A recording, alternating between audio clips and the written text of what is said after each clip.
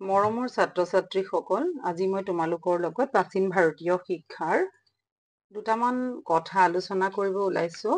তোমালোকে চোৱা, প্ৰাচীন ভাৰতীয় শিক্ষা বুলি ক'লে আমি ইয়াত প্ৰাচীন ভাৰতত কেনেকুৱানো শিক্ষা প্ৰচলন হৈছিলে তাৰ আমি 6খন বিশ্ববিদ্যালয়ৰ কথা পঢ়িবলৈ পাম। আজি মই তোমালোকৰ লগত তাৰে এখন বিশ্ববিদ্যালয়ৰ কথা সবিশেষ আলোচনা কৰিম। তোমালোকে মন দি শুনিবা।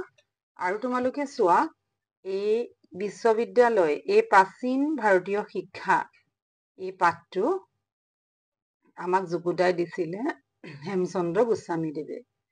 লেখক হেমচন্দ্ৰ গোস্বামীদেৱৰ বিষয়ে আমি জানিব লাগিব।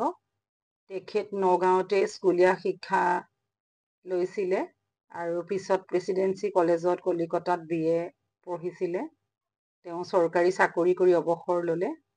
তেখেতে জোনাকী কাকতৰ সম্পাদক আছিলে আৰু প্ৰথম অসমীয়া চনেটখন আছিলে প্ৰিয়তমাৰ চিঠি। সেইখন আছিলে হেমচন্দ্ৰ গোস্বামীৰ। কবিতা সংকলন আছিলে ফুলৰ চাকি, কথা গীতা পুৰণি অসমৰ বুৰঞ্জী, অসমীয়া সাহিত্যৰ চানেকি, কাম ৰত্ন তন্ত্ৰ আদি ৰচনা আছিলে। তদুপৰি তেওঁ অসম সাহিত্য সভাৰ তেজপুৰ অধিৱেশনৰ সভাপতি আছিলে আৰু এখেতৰ বিশেষ যত্নতে আমাৰ হেমকোষ যিখন অভিধান সেইখন ছপা হৈছিলে। এইখিনি আছিলে আমাৰ লেখকৰ পৰিচয়।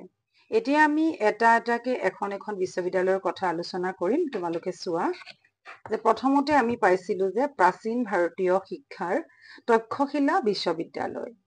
এইখন আছিলে 700 BC 700 বছৰৰ আগতেই প্ৰতিষ্ঠা হৈছিলে আৰু বিফৰ খ্ৰাইষ্ট। এতিয়া কথা হৈছে কি, আমাৰ তক্ষশিলা বিশ্ববিদ্যালয়খনত আছিলে 1 শতিকালৈকে আছিলে আৰু তাত কেইবাখনো চতুষ্পাঠী আছিলে। কি শিক্ষা দিছিলে চোৱা, তাত পাঠবিলাকত 18বিধ শিক্ষা দিছিলে। তাৰ ভিতৰত আমাৰ কিতাপত আছে ভাস্কৰ বিদ্যা, চিত্ৰাংকন, মূৰ্তিকটা, হাতেৰে কৰা আৰু শিল্পবিদ্যা। তাত আয়ুৰ্বেদ শিক্ষা দিছিলে অত্ৰেয় ঋষিয়ে আৰু বুদ্ধদেৱৰ চিকিৎসক আছিলে জীৱক আৰু জীৱক আছিলে অত্ৰেয় মুনিৰ ছাত্ৰ। তক্ষশিলা বিশ্ববিদ্যালয়ত জীৱকে 7 বছৰ পঢ়িছিল। পাণিনি আৰু চাণক্যও ছাত্ৰ আছিলে আৰু এই বিশ্ববিদ্যালয়ত পঢ়া ছাত্ৰসকল ক'ৰ আছিলে? পশ্চিমৰ পাৰস্য দেশৰ বেক্ট্ৰিয়া আৰু মগধ। প্ৰথমে হিন্দু বিশ্ববিদ্যালয় আছিল আৰু পিছলৈ বুদ্ধ বিশ্ববিদ্যালয় হ'ল। তেতিয়া চীন দেশৰ পৰাও ছাত্ৰ আহিছিলে।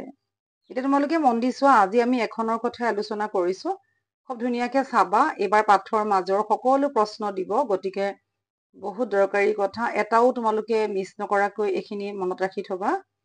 ইয়াত তোমালোকে চোৱা, আমি এতিয়া গম পালো যে 18বিধ শিক্ষাৰ যিহেতু আমাৰ কিতাপত এইকেইটাই দিছিলে যে ভাস্কৰ বিদ্যা, চিত্ৰাংকন, মূৰ্তিকটা, হাতেৰে কৰা শিল্পবিদ্যা শিক্ষা।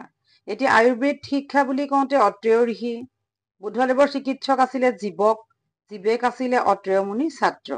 এতিয়া আমি চোৱা, ইয়াত আমি পাণিনি, চাণক্য, জীৱক এয়া আমি পালো তক্ষশিলা বিশ্ববিদ্যালয়ৰ ছাত্ৰ।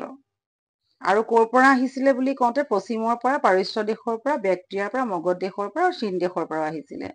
প্ৰথমে হিন্দু বিশ্ববিদ্যালয় আছিলে, পিছলে হিন্দু গৈ বুদ্ধ বিশ্ববিদ্যালয় হ'ল। এইখিনিয়ে আছিলে তক্ষশিলা বিশ্ববিদ্যালয় সম্পৰ্কে আলোচনা কৰিবলগীয়া কথা। তোমালোকে এইখিনি বহুত ভালকে চাবা, ইয়াৰ পৰাই গোটেই প্ৰশ্ন আহিব। গতিকে তোমালোকৰ ভিডিঅ'টো ভাল লাগিলে লাইক কৰিবা, শ্বেয়াৰ কৰিবা, ছাবস্ক্ৰাইব কৰিবা। ধন্যবাদ।